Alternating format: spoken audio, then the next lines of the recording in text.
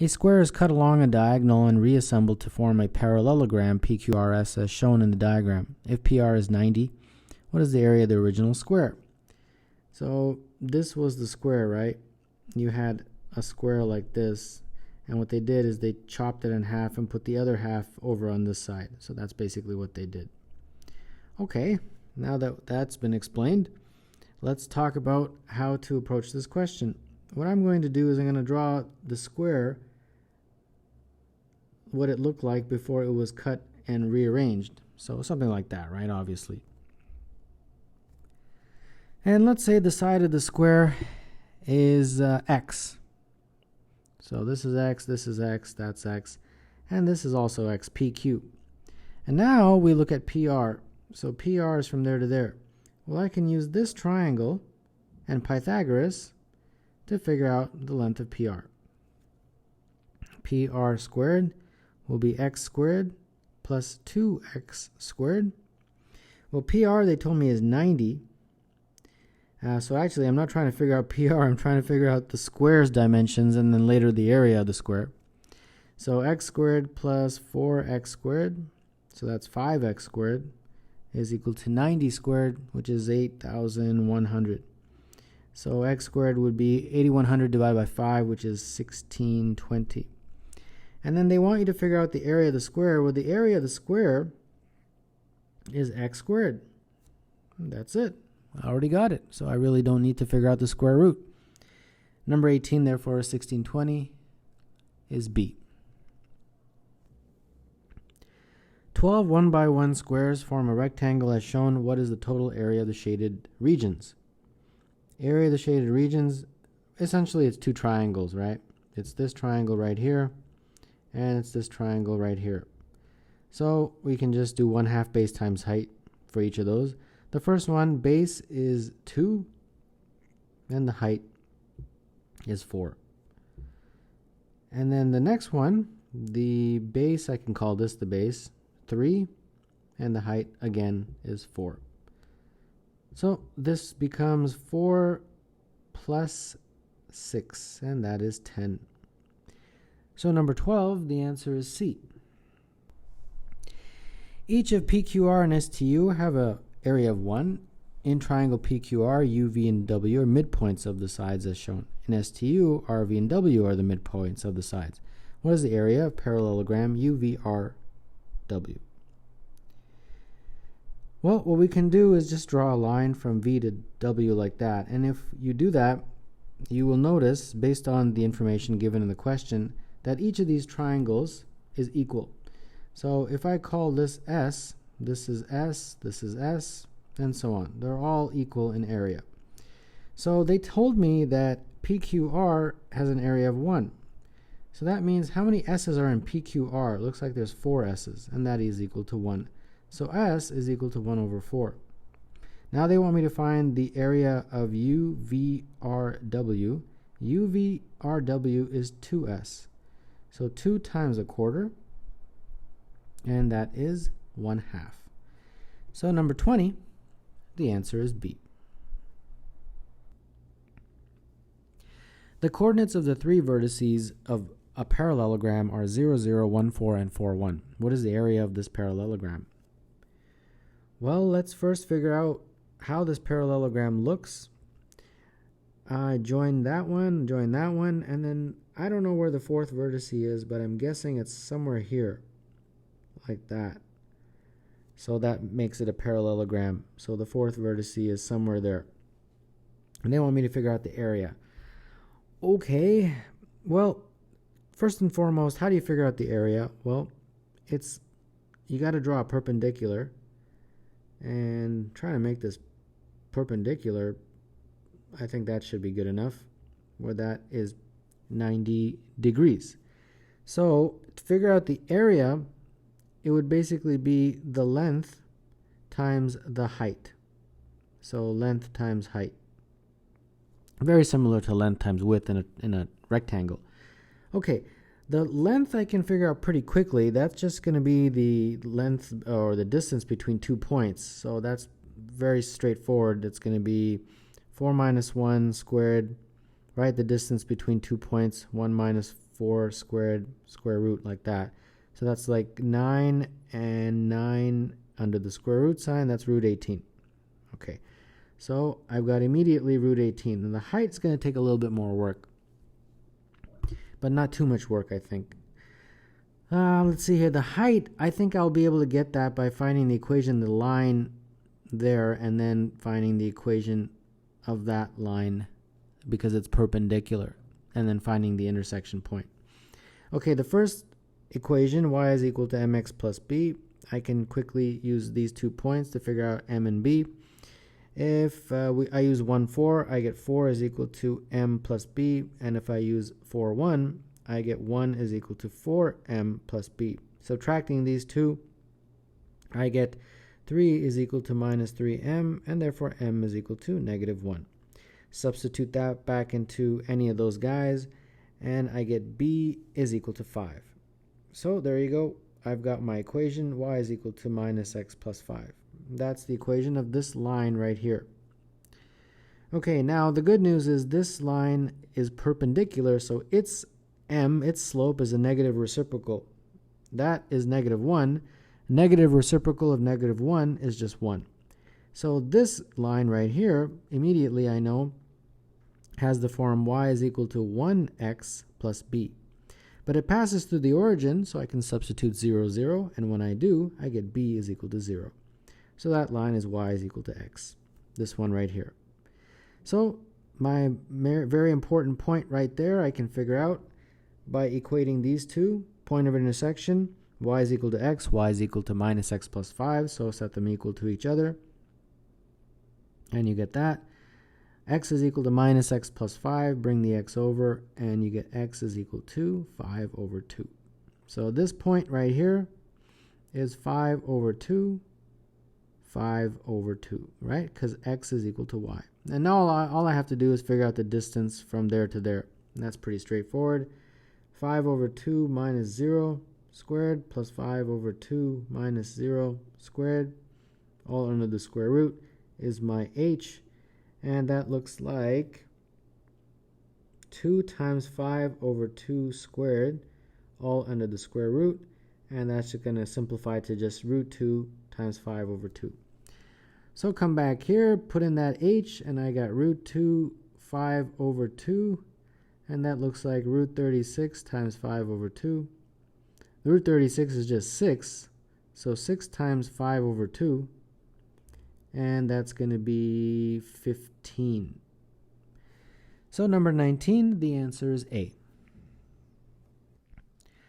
In the diagram, a 4x9 grid PQTV is formed from 36 1x1 squares. Lines PR and US are drawn from R and S on QT. What is the ratio of the shaded area to the unshaded area? So the ratio of the shaded area, so area of the shaded region to the area of the unshaded region, like that. Okay, so this should be pretty straightforward. So we're just going to add, I guess, this triangle, that rectangle, and then this triangle. So the first one is 1/2 base times height, which is 3 times 4. The rectangle is 2 times 4, and that other triangle is 1/2 4 times 3. And then the unshaded region is this triangle plus this rectangle plus this triangle. So that's 1/2 3 times 4 plus 4 times 1 and plus 1/2 4 times 3, like that. So this becomes, let's see here, 6 plus 8 plus 6 over 6 plus 4 plus 6. And therefore that is going to be 20 over 16, and in lowest terms that's 5 over 4. So that would mean number 16, the answer is E. The diagram shows a square quilt that is made up of identical squares and two sizes of right-angled isosceles triangles. What percentage of the quilt is shaded? The quilt is made up of these squares, right? for example, this is a tiny square, and all the squares are the same. So there's 25 squares, right? 5 times 5. 25 squares. Now, each of these squares, I'm going to treat each square as 2 triangles. So 20 times 2, 50 of these triangles. Okay? Now, I said, why did you do that? Well, because the shaded areas, a lot of them are triangles. That will help me. So all the ones that are triangles, I will give them a value of 1. 1, 1, like that. And then I can count them up at the end. Okay. Now, the squares that are fully shaded, that actually gets a value of 2. It's 2 triangles. So 2, 2, 2, and 2. Now we have to look at this guy. What about that guy? That's a little different, right? It's not a triangle in the sense or in the shape of this guy, and it's also not a fully shaded square. But you can see that it is half of a square. The way it's been shaded, half of it has been shaded. So it really behaves as a 1. I hope that makes sense. So 1, 1, 1, 1. So now all I have to do is just add up my numbers. 1, 2, 3, 4, 5, 6, 7, 8, 9, 10, 11, 12, 13, 14, 15, 16, 17, 18, 19, 20. So 20 over this, which was my full sum, is my fraction. And that's a percentage, or as a percentage, 2 over 5 is 40%. So number 13, the answer is B.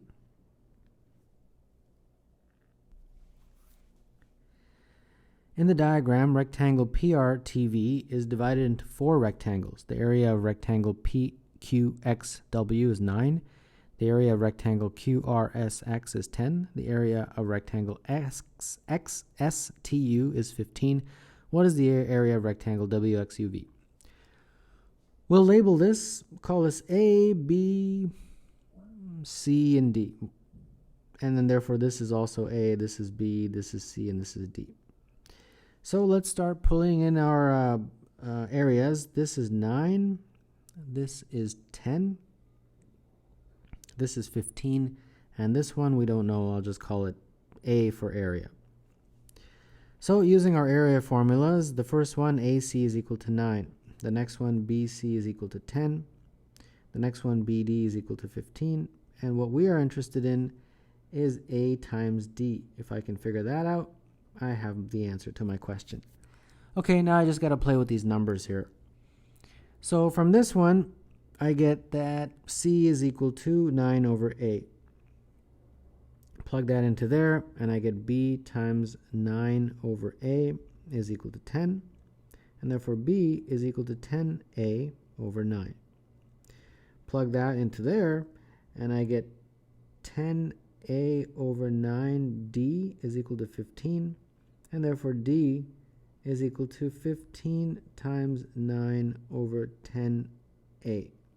And then finally substitute that here in this guy, and I get A times D, but D is 15 times 9 over 10A. Good news is the A's cancel, so I just got 15 times 9 divided by 10, so that's 1.5 times 9, so that's what, 13.5? Yeah, 13.5. And that's it. So, and that is, of course, A, according to my designation. So number 19, the answer is 13.5, and of the answer choices, the one that's equivalent is 27 over 2. B. 4 congruent rectangles and a square are assembled without overlapping to form a large square, as shown. Each of the rectangles has a perimeter of 40 centimeters. The total area of the large square is. Let's start labeling this. Let's call this segment X, and this long segment Y. And therefore, this will be X, obviously, since that's a rectangle, and that's Y. And so is that. So each of these rectangles has a perimeter of 2Y plus 2X. And they tell you the perimeter is 40. So that means 2Y plus 2X is 40. And therefore, Y plus X is equal to 20. Now they want you to figure out the area of the large square. Well, the area of the large square is just going to be x plus y times x plus y, right? Because from here to here is x, and therefore this whole side is x plus y. So the area of that big square is x plus y all squared, and x plus y is 20, so it's just 20 squared. So that is 400.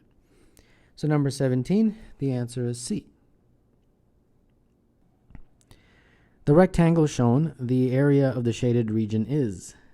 Area of shaded region, first calculate the total area, which is 5 times 12, that rectangle, and then subtract from it 2 of those triangles, and each triangle has an area of 1/2 base times height.